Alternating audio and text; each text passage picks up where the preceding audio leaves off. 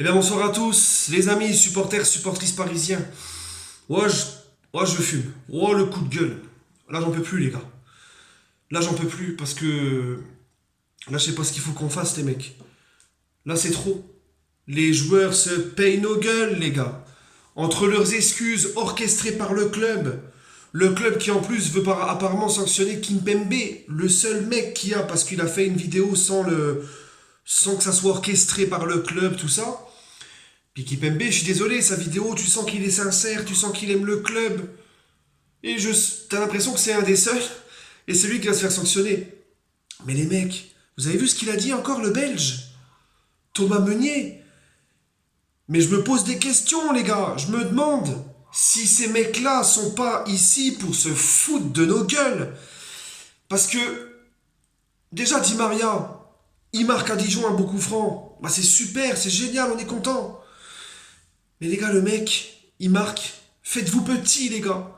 Faites-vous petit. Mbappé, il a marqué au moins, il a même pas fait sa célébration, il est resté tranquille. Faites-vous petit, les gars. Faites-vous petit. Le mec, il marque, il fait ça, il fait un cœur. Mais c'est pas ça le pire. Ah non, mais c'est pas ça. La palme du foutage de gueule, c'est Thomas Meunier qui a osé te dire, après le match, en interview, après le match face à Dijon, que c'est bon, le match était oublié, qu'ils ont montré qu'ils ont relevé la tête. Relever la tête de quoi, les gars? Moi, je suis désolé, le fiasco de mercredi, il est trop gros. Vous l'effacerez vraiment que quand vous aurez porté vos couilles en Ligue des Champions, que vous aurez passé un cap en Ligue des Champions. Le mec, il bat Dijon 4-0, le grand Dijon, l'exceptionnel Dijon 4-0, et puis il croit que c'est une preuve de... Ça y est, c'est effacé. On efface le fiasco d'avoir perdu contre les U17 de Manchester. C'est du foutage de gueule, les gars. Et en plus de ça, il en a remis une couche. Oui, parce que Meunier, un mec qui soit disant cultivé, qui lit beaucoup et tout, je sais pas ce qu'il lit. Il lit peut-être le Picsou Magazine ou le Mickey Parade. Mais il a rien dans le ciboulon, ce mec. Le mec, les gars, il a osé faire un tweet où il y a la photo des joueurs du PSG en train de célébrer un début face à Dijon. Et il marque... euh, le navire a tangué, mais n'a pas coulé. Mais tu veux qu'on fasse quoi, Meunier? Tu veux qu'on... Je sais pas, moi je suis pas contre la violence, c'est peut-être ça reste du foot. Mais moi, quand je vois ça, il faut pas s'étonner qu'il y ait des fous du PSG, des anciens ultras qui pètent un câble et qui le chargent dans un coffre, ce mec, les gars. C'est un truc de malade. Ils se foutent de nous. Et quand je vois des trucs comme ça, je me dis qu'en fait, ces mecs-là ne retiennent aucune leçon, encore une fois. Il y a zéro remise en question. Ils minimisent une défaite comme celle-là face à Manchester, ils la minimisent. Oh, on a gagné 4-0 contre Dijon, c'est bien. C'est pas grave. À l'année prochaine, en Ligue des Champions, pardonnez-nous. C'est bon, on est tranquille, on s'est rassuré. On a gagné 4-0 contre Balmont. Quand j'entends ça, vous savez, ça me fait penser à quoi? J'ai envie de mettre j'avais envie de mettre une petite musique derrière les déclarations de Benet, vous savez.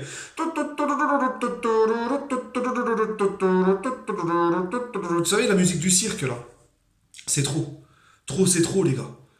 C'est pour ça. C'est pour ça. Et ça, c'est encore un truc que je voulais en parler dans la vidéo. Qu'est-ce que je regrette que le PSG n'ait pas été chercher Cristiano. Quand je vois ce qu'il fait à 34 ans, quand je vois la hargne de la victoire qu'il a, ce mec, il a faim, il a la dalle. Partout où il passe, il veut gagner. Partout où il passe, il veut gagner, Cristiano. Et lui, en plus de ça, c'est le talent comme Messi.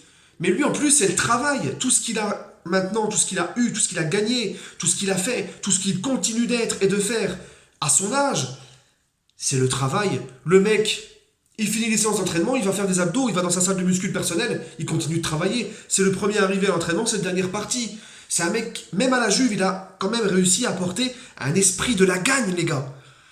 La Juve, qui pourtant est un grand club, qui a fait 2 finales de Ligue des Champions, ces 8 dernières années, il me semble. C'est un club qui est structuré, c'est un club où il y a des mecs qui aiment vraiment le club. Mais il est quand même arrivé, et ça c'est Simone Rovera de RMC, le consultant italien qui en a parlé. Il a dit que Cristiano Ronaldo, il est arrivé à la Juve, il a quand même réussi à faire changer certaines mentalités et à faire changer la façon d'aborder les matchs et de s'entraîner. Voilà. C'est un mec comme ça qu'il nous fallait, les mecs. Parce que Neymar, on peut en parler. Ah oui, Neymar, on peut en parler.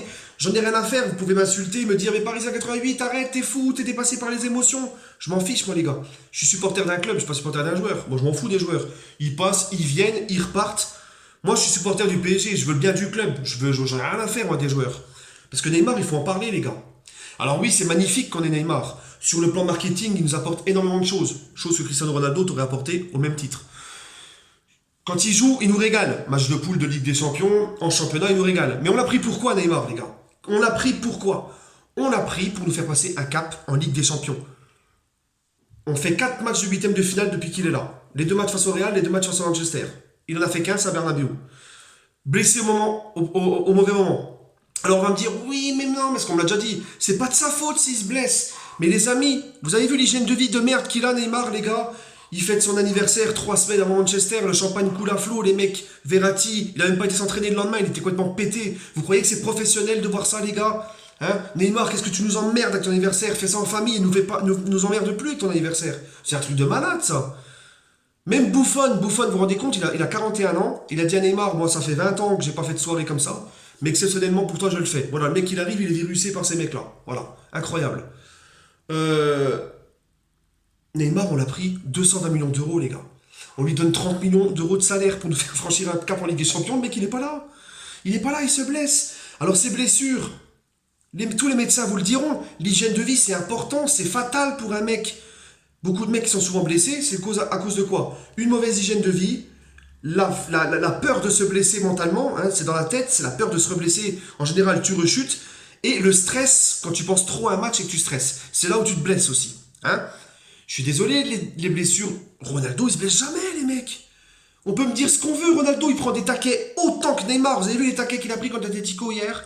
Il se blesse pas, parce que c'est un acharné de travail, parce que c'est un mec qui doit dormir à 20 h le soir, c'est un mec qui doit tout peser ce qu'il mange, c'est un mec qui ne fait aucun écart, il fait pas des soirées, il va pas au carnaval, il va pas je sais pas où, il va pas faire des trucs bizarres avec sa sœur, parce que alors Neymar avec sa sœur, il y a des trucs qui sont quand même un peu bizarres quand même.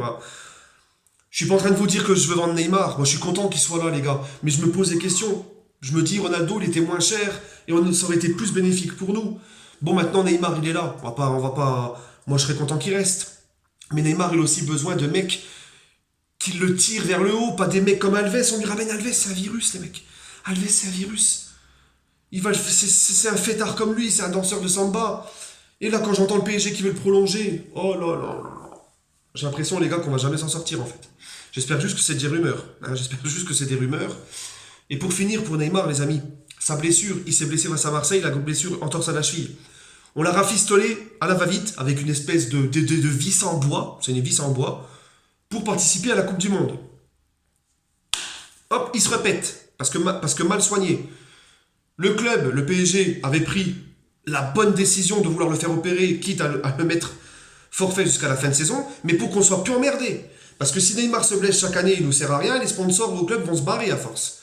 Il faut voir plus loin que sur le terrain, le rectangle vert. Ça peut aller plus loin que sur le rectangle vert. Et ben Neymar, non, rebelote, ils l'ont remis à la demande de la sélection brésilienne parce qu'il y a la Copa América au Brésil. Et ben on lui a fait un rafistolage, encore une fois. On l'a pas opéré comme il faut, au risque de se répéter dans 6 mois. Et c'est qui va l'avoir dans les fesses? C'est le PSG, hein, qui lui paye son salaire de 30 millions et qui l'a payé 220 millions d'euros. Donc la sélection brésilienne, elle est bien gentille, mais il faut arrêter au bout d'un moment. Neymar, c'est pareil, faut arrêter, t'es jeune. Tu peux refaire des compétitions avec le Brésil. Fais-toi opérer, puis c'est pas grave, tu loupes la Copa América. Ah, vous voyez, c'est pas possible. C'est pas possible. Moi, les mecs, moi, je vous le dis clairement. Bon, Neymar, il est là, je suis très content, c'est un joueur exceptionnel. Mais il nous sert à rien pour le moment. On l'a pas acheté pour nous faire gagner la Ligue 1, on l'a acheté pour franchir un cap en Ligue des Champions. Match important, le mec, il est en béquille. Donc, c'est pas. Moi, j'aurais préféré qu'on prenne un Cristiano. Quand je vois ce qu'il est encore en train de faire à la Juve, quand je vois le prix qu'ils l'ont vendu par rapport à Neymar, je ne peux qu'avoir des regrets. Alors, certains fans de Neymar aveugles qui ne veulent pas ouvrir les yeux, insultez-moi, je m'en fous. Moi, je suis supporter d'un club, pas d'un joueur, je vois l'intérêt du club en premier. Et encore une fois, je ne suis pas en train de vous dire qu'il faut vendre Neymar. Par contre, les gars, alors oui, là, oui, les Meunier, les Di Maria, ces mecs-là qui ne savent pas se remettre en question, ces mecs-là qui ont fait partie de la remontada, ces mecs-là qui ont joué mercredi soir et qui continuent à te montrer qu'ils en ont rien à secouer, il faut les vendre. Ces mecs-là qui se tirent, les gars. Voilà. Bref, on se retrouvera demain pour l'avant-match de PSG l'OM. Je vous souhaite à tous une excellente soirée. Et, ah oui, et j'ai hâte, je vous cache pas que j'ai hâte de voir comment Messi va répondre à Ronaldo. Parce que les deux sont exceptionnels. Et j'aime pas qu'on les oppose. Voilà, il faut profiter d'avoir des joueurs hors normes comme eux. Donc arrêtez de les opposer et kiffez. Voilà. Moi j'ai hâte de voir comment Messi va répondre à distance à Ronaldo. Sur ce, bonne soirée à tous les amis et allez Paris.